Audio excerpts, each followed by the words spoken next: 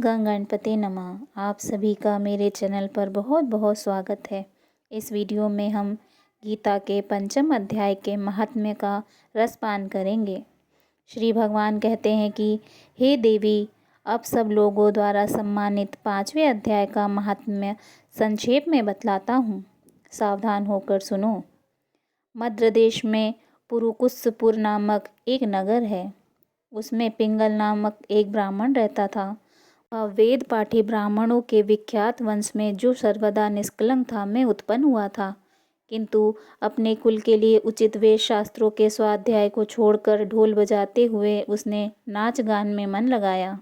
गीत, नृत्य और बाजा बजाने की कला में परिश्रम करके पिंगल ने बड़ी प्रसिद्धि प्राप्त कर ली और उसी से उसका राजभवन में प्रवेश भी हो गया। वह राजा के साथ रहने लगा। स्त्रियों के सिवा और कहीं उसका मन नहीं लगता था। धीरे धीरे अभिमान बढ़ जाने से उच्छृंखल होकर वह एकांत में राजा से दूसरों के दोष बतलाने लगा। पिंगल की एक स्त्री थी जिसका नाम था अरुणा। वह नीच कुल में उत्पन्न हुई थी और कामी पुरुषों के साथ विहार करने की इच्छा के साथ सदा ही उनकी खोज में घूमती रहती थी।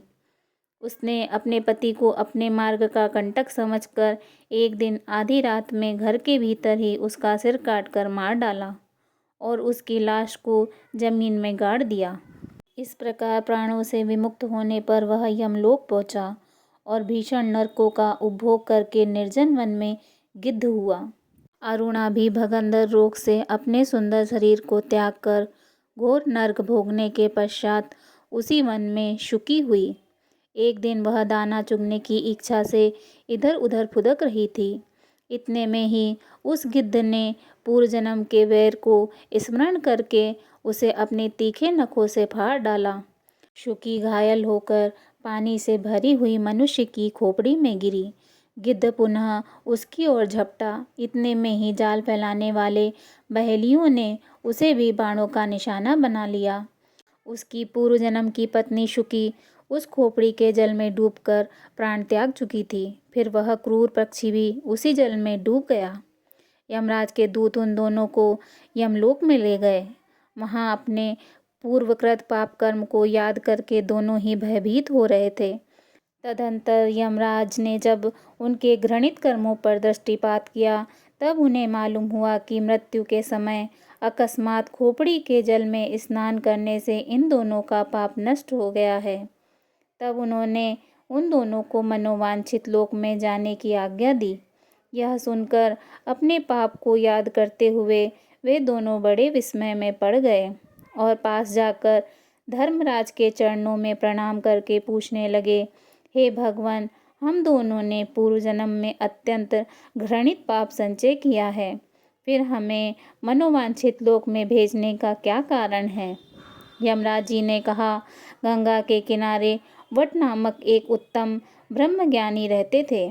वे एकांतवासी, ममता रहित, शांत, विरक्त और किसी से भी द्वेष न रखने वाले थे।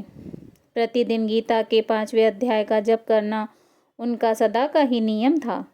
5वें अध्याय को श्रवण कर लेने पर महापापी पुरुष भी सनातन ब्रह्म का ज्ञान प्राप्त कर लेता है। उसी पुण्य के प्रभाव से शुद्ध चित्त होकर उन्होंने अपने शरीर का परित्याग किया था। गीता के पाठ से जिनका शरीर निर्मल हो गया था, जो आत्मज्ञान प्राप्त कर चुके थे, उन्हीं महात्मा की खोपड़ी का जल पाकर तुम दोनों पवित्र हो गए। अब तुम दोनों मनोवांछित लोक को जाओ, क्योंकि गीता के 5वें अध्याय के महात्म्य से तुम दोनों शुद्ध हो गए हो। श्री भगवान कहते हैं कि सबके प्रति समान भाव रखने वाले धर्मराज के द्वारा इस प्रकार समझाए जाने पर दोनों बहुत प्रसन्न हुए और विमान पर बैठकर वैकुंठ धाम को चले गए। बोलिए श्रीमद् भगवद गीता की जय। श्री हरि विष्णु भगवान की जय।